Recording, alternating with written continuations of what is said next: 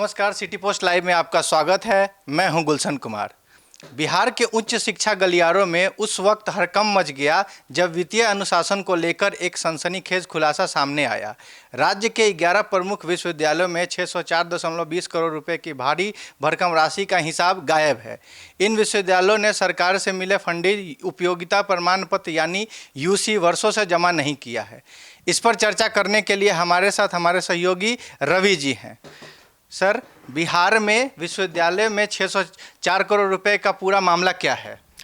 देखिए, बिहार के 11 विश्वविद्यालयों को राज्य सरकार और विभिन्न मदों में करोड़ों रुपयों का फंड आवंटित किया गया था, ये आपको भी पता है। लेकिन नियम के अनुसार खर्च की गई राशि का उपयोगिता यानी जो आप खर्च किए हैं पैसा, उसका जो प्रमाण पत्र है वो सरकार को सौंपना अनिवार्य होता है, लेकिन वो अभी तक नहीं सौंपा गया है। और समीक्षा में ये पाया गया है कि कुल 604.20 करोड़ रुपये का हिसाब यानी कि जो यूसी है वो लंबित है। इसका अर्थ यह साफ साफ होता है कि कागजी तौर पर यह स्पष्ट नहीं है कि यह पैसा वास्तव में किन कार्यों में खर्च हुआ है और इसका कोई दुरुपयोग तो नहीं हुआ है, इस बात को भी आशंका है। और जबकि आपने जब कोई सर्टिफिकेट ही नहीं दिया तो जो पैसा आवंटन हुआ वो पैसा कहाँ गया, इसी बात को लेकर के बड़ा सवाल है।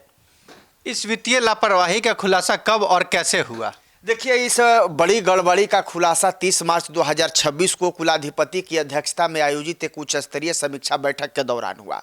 राजभवन में हुई इस बैठक का उद्देश्य विश्वविद्यालयों की शैक्षणिक और गैर शैक्षणिक गतिविधियों को ऑडिट करना था। जब वित्तीय स्थिति की बारी आई तो लंबित यूसी के आंकड़ों ने प्रशासन के होश उड़ा दिए, क्योंकि जब हिसाब किताब तो होता है, जब भी कहीं से कोई पैसा आता है तो प्रबंधन उसका हिसाब भी खोजता है। लेकिन जब हिसाब किताब की बारी आई, जब वो पूछा जाने लगा कि वो चीज़ कहाँ है, तो सरकारी विभाग का तो एक सिस्टम होता है। अब आपने जो भी पैसे खर्च किए हैं उस पैसे का हिसाब देना होता है, उसका ऑडिट रिपोर्ट देना होता है। और वो जो रिपोर्ट होता है, यूसी रिपोर्ट है, वो जब काफ़ी विलंब तक, जब वो लंबे समय तक जमा नहीं हुआ, तब ये कान लोगों के खनके कि अरे बाप, ये तो कुछ लगता है कि गड़बड़ हुआ है।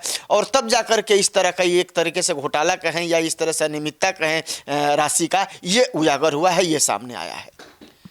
सबसे खराब स्थिति किस विश्वविद्यालय की है और वहां कितना बकाया है? देखिए, वित्तीय लापरवाही की सूची में कामेश्वर सिंह दरभंगा संस्कृत विश्वविद्यालय सबसे ऊंचे पायदान पर है, यानी उसको कहिए कि सबसे वो शीर्ष पर है। इस अकेले विश्वविद्यालय पर 237.83 करोड़ रुपए की उपयोगिता का प्रमाण पत्र बकाया है। उन्होंने इस बात का प्रमाण पत्र दिया ही नहीं है कि उसने इतनी राशि को खर्च कहाँ किया और कैसे किया।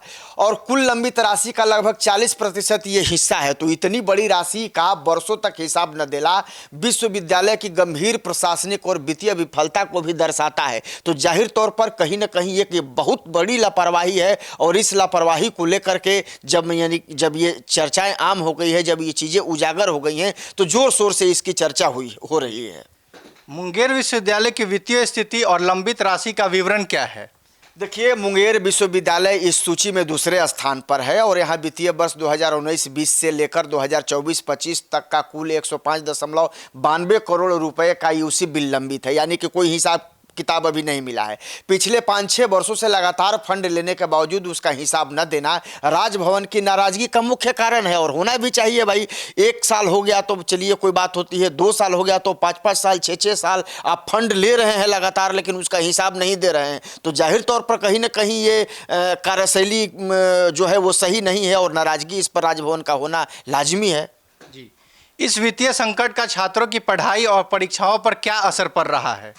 देखिए, प्रशासनिक और वित्तीय अव्यवस्था का सीधा असर छात्रों पर तो पड़ना ही है। उदाहरण के तौर पर आप अगर मुंगेर विश्वविद्यालय में पीजी सेमेस्टर 1 की परीक्षा जो 28 अप्रैल से प्रस्तावित थी, उन्हें एडमिट कार्ड जारी नहीं होने के कारण स्थगित करना पड़ा। ये सबसे बड़ी चीज़ें उजागर हो गई। और अब ये परीक्षाएं 8 मई से 13 मई के बीच आयोजित की जाएंगी। जब विश्वविद्यालय प्रशासन वित्तीय रिपोर्टिंग में उलझा रहता है तो सत्र विलंबित होते हैं और काफ़ी उसमें देरी होता है और शैक्षणिक कार्य ठप पड़ जाते हैं। तो ऐसे में जो है छात्रों को भी परेशानियों का सामना करना पड़ता है। और इसको लेकर के जो तरह तरह की चर्चाएं होती हैं, उसके कारण जो समस्या पैदा होती है, जो एक तरीके से आप कहें कि उसको में शिकायतों के बावजूद जो परेशानी होती है, बदनामी होती है, वो भी एक बड़ी समस्या होती है।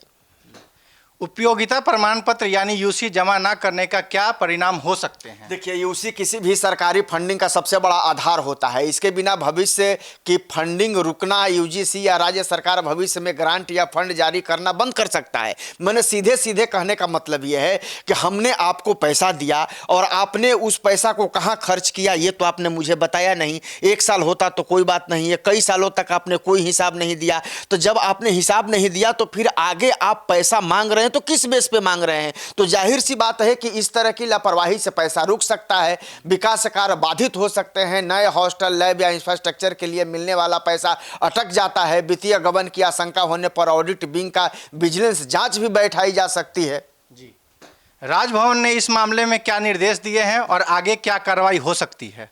देखिए, साफ तौर पर राजभवन ने सभी 11 विश्वविद्यालयों को अल्टीमेटम देते हुए तत्काल लंबित यूजीसी जमा करने और अपनी रिपोर्ट पेश करने का निर्देश दिया है।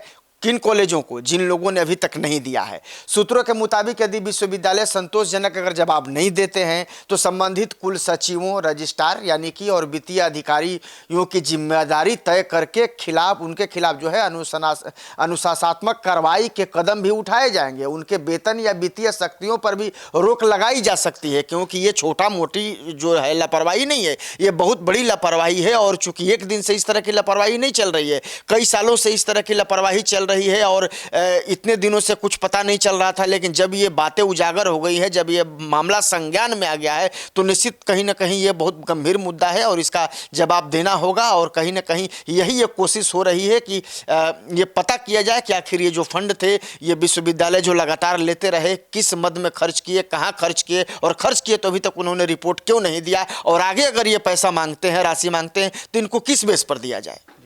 राजभवन की शक्ति ने यह स्पष्ट कर दिया है कि अब जवाबदेही तय करने का समय आ गया है। अगर सुधार नहीं हुआ तो इसका खामियाजा न केवल अधिकारियों को बल्कि बिहार के हजारों छात्रों को भुगतना पड़ेगा, जिनकी भविष्य की फंडिंग खतरे में है। धन्यवाद।